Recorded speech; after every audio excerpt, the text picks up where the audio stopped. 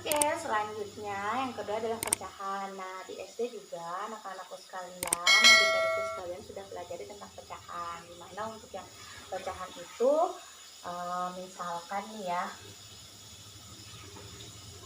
contoh pecahan seperti yang kalian pahami pada saat di tingkatan SD, misalkan 1/2, 1/3, 2/3, 3/3, kemudian 4/1. Nah, ini semua adalah bentuk pecahan. Nah, sekarang ada yang dikatakan pecahan biasa. Jadi pecahan itu ada dua ya. Ada namanya pecahan biasa, ada yang dikatakan pecahan campuran. Ya, ada yang dikatakan pecahan campuran. Nah, sekarang pecahan biasa itu seperti apa? Nah, pecahan biasa ya. Pecahan biasa itu seperti 1/2, 1/3, 2/3, 5/6 dan seterusnya. Kemudian pecahan campuran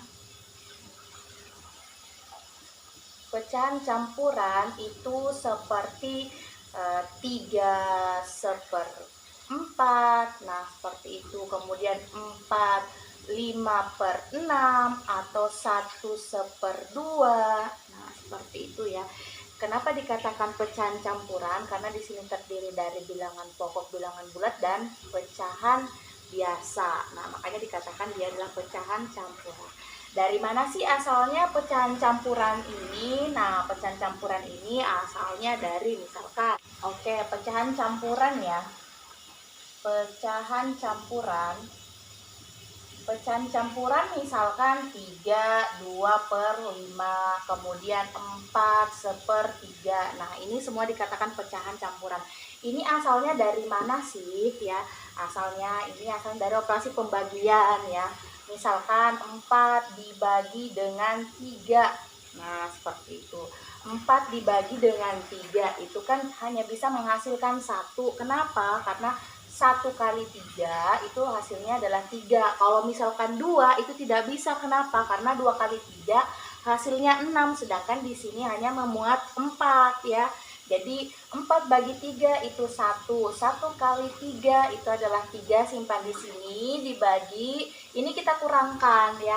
4 kurang 3 hasilnya 1. 1 dibagi 3, nah itu kan tidak bisa. Kalau ingin dijadikan pecahan, maka langsung saja ini sisa disimpan di sini 1 per. Nah, ini pembaginya dituliskan di sini.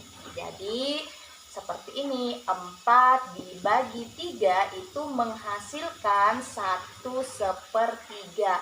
Apakah benar 4 bagi 3 itu 1/3? Nah, gini konsepnya. 1/3 itu pasti hasilnya adalah 4/3 ya. Kenapa? 3 dikali 1 hasilnya 3, ditambah 1 hasilnya 4. Berarti 4 per pembaginya berapa? 3. Jadi 4/3. Nah, seperti itu ya. Bilangan desimal. Nah, bilangan desimal juga sebenarnya asalnya dari operasi pembagian.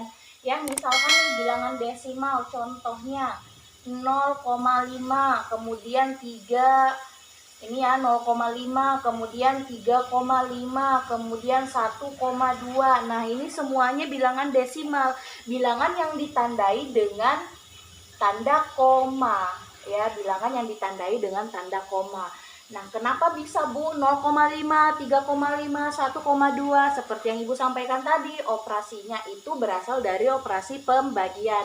Misalkan seperti ini, 4 dibagi 3. Nah, kita masuk lagi ke 4 dibagi dengan 3 ya.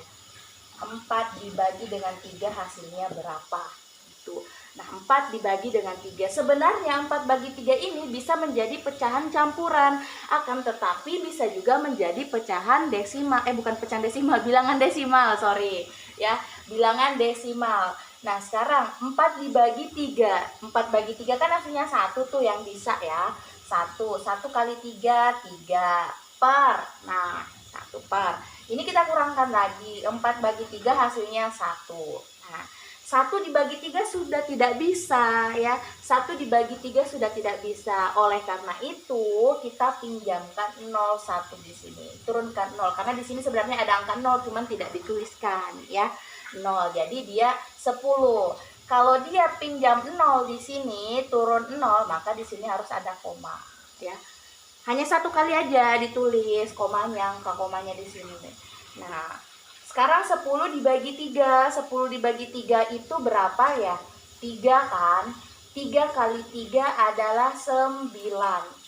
Per, nah, ini kita kurangkan. 10 dikurang 9 menghasilkan 1 ya, menghasilkan 1. Kembali lagi 1 ya, turun lagi angka 0. 10 bagi 3, 3 bagi 3, 9. Kembali lagi 1. Nah, ini pasti hasilnya 1,333 sampai seterusnya. Kita ambil 2 angka saja di belakang koma, 1,33. Jadi hasil dari 4 dibagi 3, kalau kita tuliskan dalam bentuk pecahan, hasilnya adalah 1/3. Kalau kita tuliskan dalam bentuk desimal adalah 1,33. Nah, seperti itu. Keduanya sama ya.